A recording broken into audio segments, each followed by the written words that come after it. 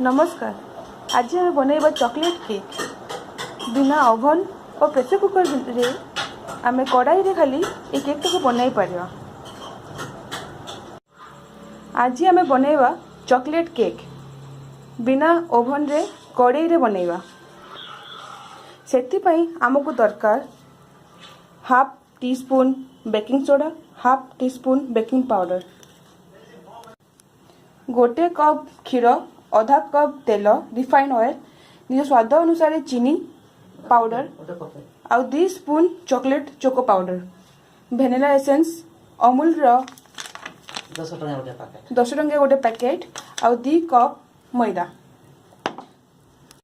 प्रथमे आमे मैदा रे क्षीर गोटे कप पकेइले, तापरे आधा कप तेल पकेइले, तापरे चीनी पकेइले। चीनी को ग्राइंडिंग करके पकेइले ता शीघ्र मिल जिवो। तापरे चोको पाउडर आमे 2 स्पून पकेइले, बेकिंग सोडा बेकिंग पाउडर आधा स्पून पका गला, ताको भलो भाबरे मिसा जाऊ। एबे पूरा फुल पैकेट अमूल सेतरे पके दिया जाओ। भलो कि ताको मिसिया पर्यंत ताको गोलांतु। 2-3 बुंदा वेनिला एसेंस आपण पके दियंतु। भलो भाबरे पूरा मिसिया पर्यंत ताको घांटंतु।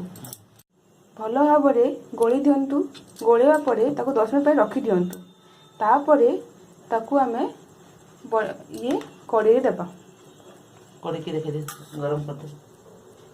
कड़ाई रे गैस बसई की ए स्टैंड को आपण व्यवहार करि परिबे।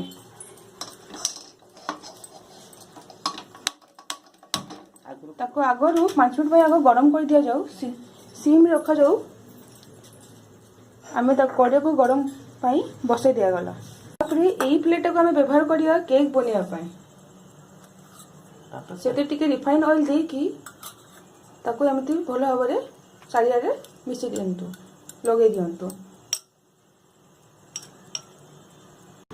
डेकोरेशन और स्वाद पाई काजू किशमिश आउ टूटी फुटी देकी भाबरे मिसी दियंतु।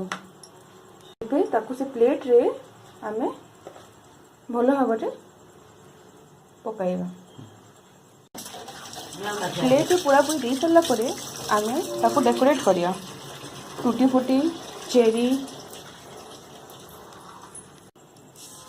फुटी को डेकोरेशन पाई चेरी स्वाद पाई आपण व्यवहार करि पारंती। यदि आपन को दरकार पड़ू नाही तो न देले भी चलिबो। जति की टूटी फुटी व्यवहार करिवे तार से सेते भलो देखा जिवो।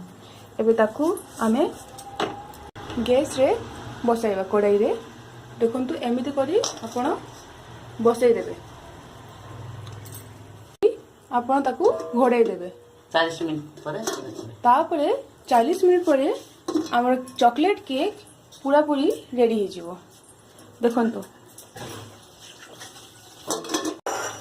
देखंतु लो फ्लेम रे केक ता 40 मिनिट परे पूरा पूरी भलो भाबरे रेडी हो जाइथो। 40 मिनिट हे गला। देखंतु हम केक रेडी हो गला। ठीक भाबरे से सिझिची कि नहीं देखि दबा।